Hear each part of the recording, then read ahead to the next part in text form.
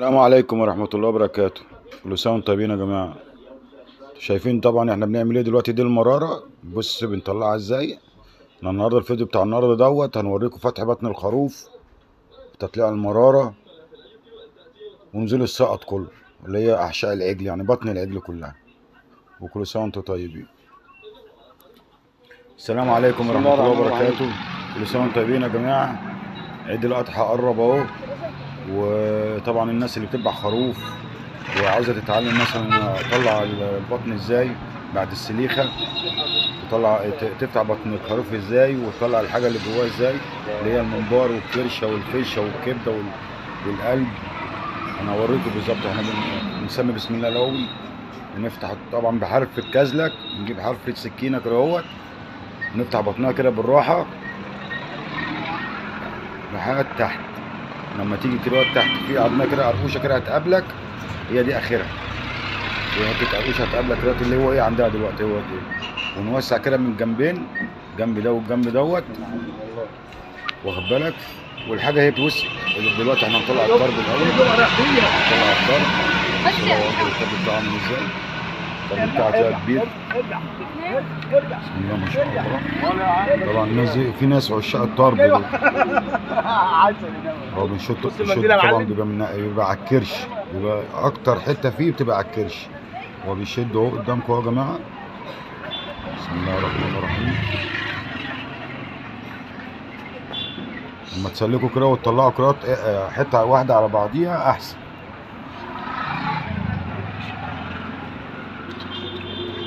دي طبعا نتايه، دي مش خروف ذكر، دي نتايه، دي بنسميها احنا بدريه يعني. اهو طلعوا اهو في حتتين برضو لسه هيطلعوا فيهم برضو. انا قلت برضو اقول لكم التفصيل عشان في ناس غيتها مثلا هي تبقى غنم والكلام ده كله، اوريكم تعملوها ازاي يعني. احنا كده طلعنا الطرب اهو، نخش بقى على السقط دوت اللي هي الكرشه والممبار بتاعه. هو الخروف ده بيبقى فيه ممبارين على فكره، في ممبار بيتحشي لحم وفي ممبار بيتحشي رز. انا موريكم في الفيديوهات برضو اللي هو الهانك دوت اللي بيتحشي لحم، وده اللي هو التخين دوت اللي هو في ايده دوت، ده الممبار اللي بيتحشي رز، اللي هو التخين دوت اللي هو طالع. في يعني الخروف بيبقى فيه ممبارين، ممبار رفيع قوي وممبار ايه تخين. التخين ده اللي بيتحشي رز. كده طلع ايه الكرش والممبار اهو، بسم الله ما شاء الله. هيخش على المرار اهو، طلعها زي ما وريتكم اول فيديو برضو. طلعنا المرار، طبعا اهم حاجه المرار دي لو اتفقعت ولا حاجه يخلي لك اللحم كله مر. بعد كده هو بقى هيطلع الزور بتاع الخروف. هو الزور طبعا بيسلك الاول كده بعيد عن الكبده، ويسلك من تحت كده حلقات كده اهوت. شايفين من تحت كده اهوت اهو زي ما بيعمل كده. بعد كده هيشد الزور شده كده بايديه، الزور هيطلع في ايديه على طول كامل. بصوا بسم الله ما شاء الله.